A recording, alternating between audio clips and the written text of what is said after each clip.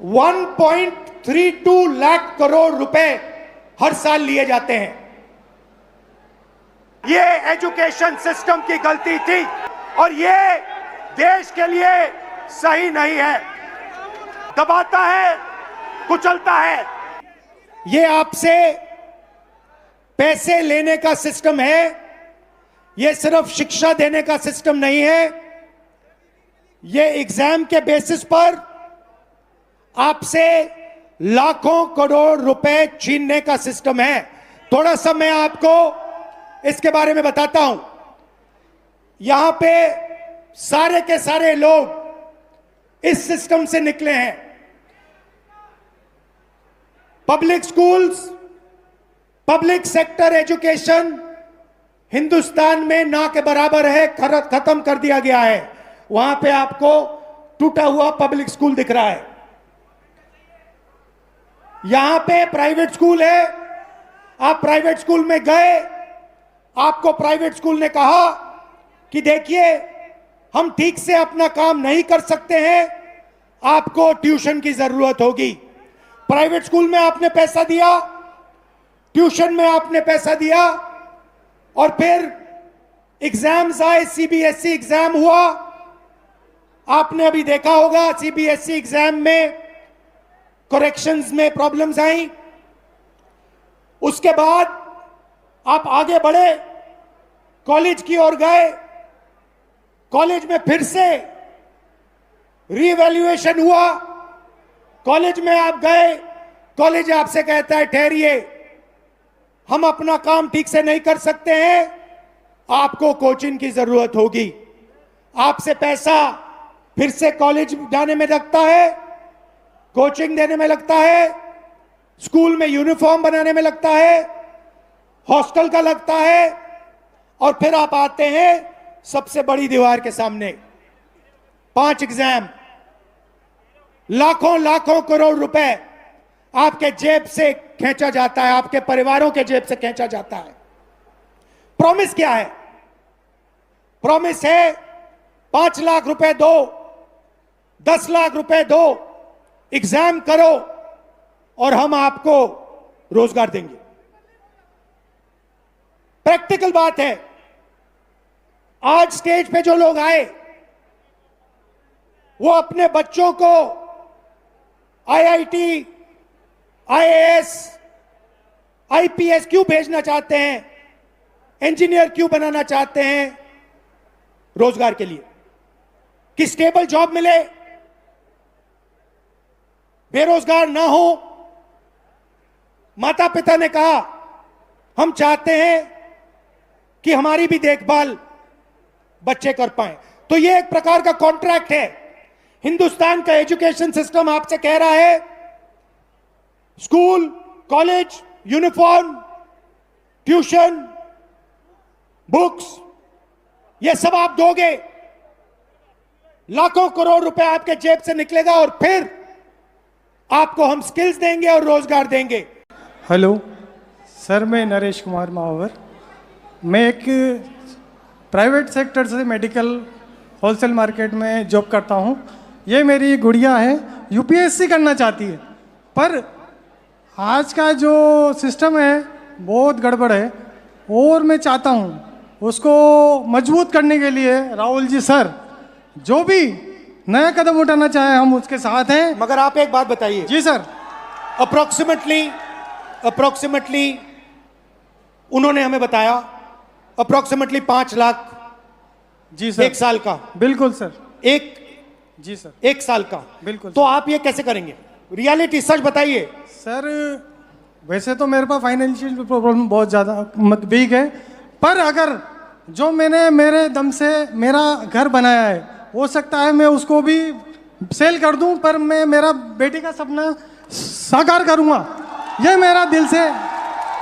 नहीं, मगर देखिए ये आपकी भावना है, ये आपके अंदर है। नहीं, ये जब से ये 10th क्लास में पढ़ती थी तो जब से ही मैंने इसके सपने के साथ मैंने अपना सपना भी साकार करने के लिए सोचा है और मैं चाहता हूं कि ये ईश्वर मेरा सपना पूरा करे। ईश्वर आपका सपना पूरा करे, ये हम सब चाहते हैं। जी सर। मगर सच्चाई ये है कि ये जो आप कर्ज लेके काम कर रहे हो, ये देश का काम है, ये आपका काम नहीं है। देश का काम अपने युवाओं को शिक्षित बनाने का है। आप क्या करना चाहते हैं? सर, माय नेम इज़ भावना महावर और मैं एक यूपीएससी एस्पिरेंट हूँ। जैसा कि 2026 में प्रीलिम्स एग्ज़ाम में हम सब ने देखा है कि किस तरह से लेंथी एग्ज़ाम बनाया गया है, जो एक यूजुअली स्टूडेंट के लिए बहुत टफ रहता है। प्लस वैकेंसीज होती है 1000 और फॉर्म्स आते हैं 15 लाख के आसपास। तो मेरा गवर्नमेंट से ये क्वेश्चन है कि बाकी के स्टूडेंट्स का क्या होगा?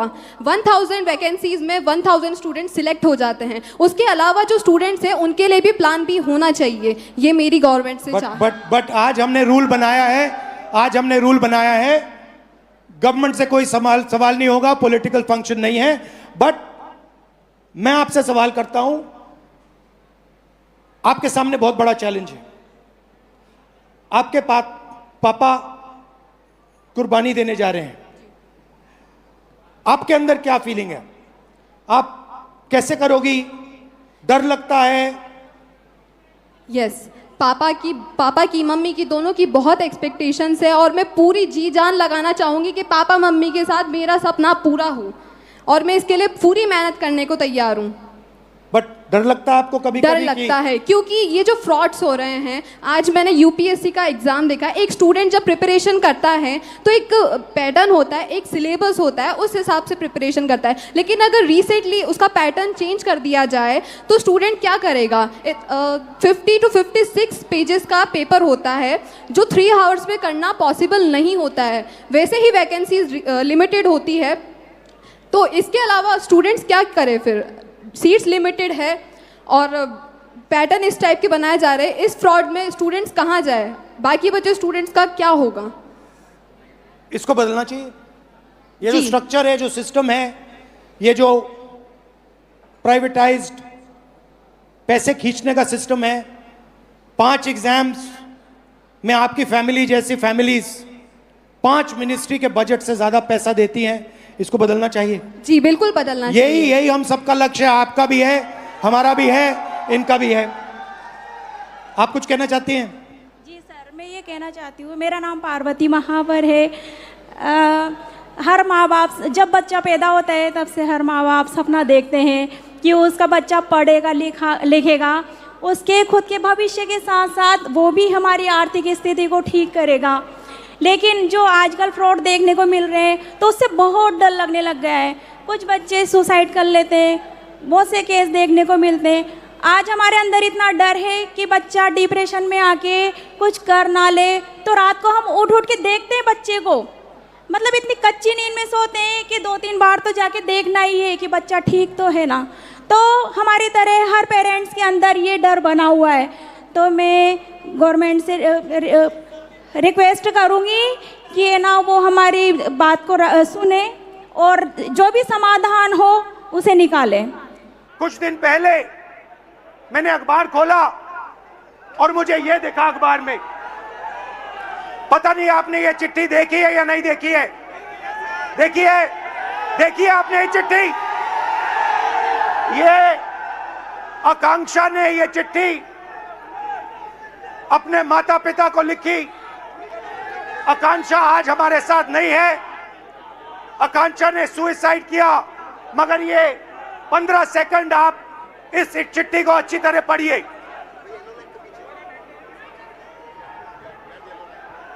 ये आकांक्षा डॉक्टर बनना चाहती थी।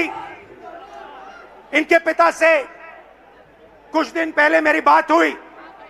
पैरालाइज्ड हैं, कर्ज लिया,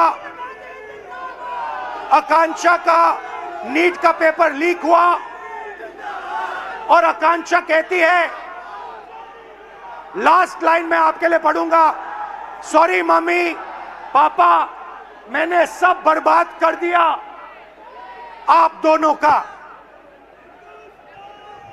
मैंने सब बर्बाद कर दिया आप दोनों का। सच्चाई ये है कि ये आकांक्षा की गलती नहीं थी, ये आकांक्षा के माता पिता की गलती नहीं थी, ये एजुकेशन सिस्टम की गलती थी। हिंदुस्तान का एजुकेशन सिस्टम अपने बच्चों को प्रेशराइज करता है, स्ट्रेस देता है, दबाता है, कुचलता है, और ये देश के लिए सही नहीं है। मैं चाहता हूं कि हम सब एक साथ मिलकर we work together to ensure that no student in this crowd, no student in this country ever feels what this young lady felt, ever feels the desire to kill themselves. India's education system is an extortion machine. Why is India only asking its children to do 5 things? And the answer to that question is money. The answer to that question is money. Because the system के पैसे सिर्फ इन 5 रास्तों से बनते हैं। यह मैं आपको नीट का उदाहरण देना चाहता हूं। देखिए इसको, आप ये नीट का एग्जाम ले रहे हो, थोड़ा इस साइड आ जाओ so crowd can see. This is the NEET exam and this figure is an insult to this country. This is a crime. Now let me explain. मैं समझाता हूं ये क्या है, इसको आप समझिए। नीट में 22 लाख स्टूडेंट्स एग्जाम लेते हैं। 22 लाख स्टूडेंट्स एग्जाम लेते हैं नीट का। उनकी फैमिलीज में से, आपकी फैमिली में से 1.32 लाख करोड़ रुपए हर साल लिए जाते हैं। 1,32,000 करोड़ रुपए 22 लाख परिवारों के जेब में से खींचा जाता है। भाई और बहनों, जितना पैसा एक साल में ये 22 लाख लोग देते हैं, उतना ही पैसा हिंदुस्तान की सरकार अपने पूरे के पूरे एजुकेशन बजट में डालती है। 22 लाख लोग एक एग्जाम के लिए एक साल में उतना पैसा देते हैं जितना हिंदुस्तान की सरकार अपने पूरे के पूरे एजुकेशन बजट में डालती है। आप सोचिए इसके बारे में। बट बात यहां नहीं रुकती, बात इससे बहुत आगे जाती है। यह देखिए, 5 सबसे बड़े एग्जाम, यह आपका सपना है। यहां पे जो भी युवा आए हैं, यह आपका सपना है। SSC, UPSC, RRB, JEE, NEET. These are your dreams. 2 crore students take SSC. 5 lakh students UPSC. 3.58 crore students RRB. 15 lakh students JEE. 22 lakh students NEET. Most of the people who take these exams, most of them will not go through. NEET में से 3,000 में से एक निकलेगा। JEE, UPSC आपका मैंने दिखाया, UPSC में से एक व्यक्ति निकलेगा, सॉरी, नीट में से 180। मगर पैसा देखिए इन 5 एग्जाम्स का, अच्छी तरह देखिए। 5 exams, Gen Z families, 3.5 lakh crore रुपया आपके जेब में से निकलता है, आपके परिवारों के जेब में से निकलता है। लोन से निकलता है, दर्द से, दुख से निकलता है। भाई और बहनों, जितना पैसा इन 5 एग्जाम्स में आपके परिवारों से निकलता है, उतना पैसा हिंदुस्तान की सरकार education budget, health budget, labour budget, science budget, women and child budget में डालती है।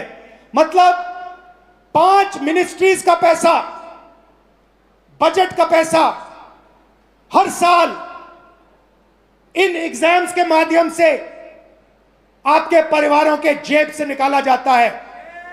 और फिर उसके बाद आपको कहा जाता है कि दरवाजा बंद है, आप आईआईटी में नहीं घुसे, आप नीट में नहीं घुसे, आप आरआरबी में नहीं घुस पाए। यह हिंदुस्तान की एजुकेशन सिस्टम की रियलिटी है।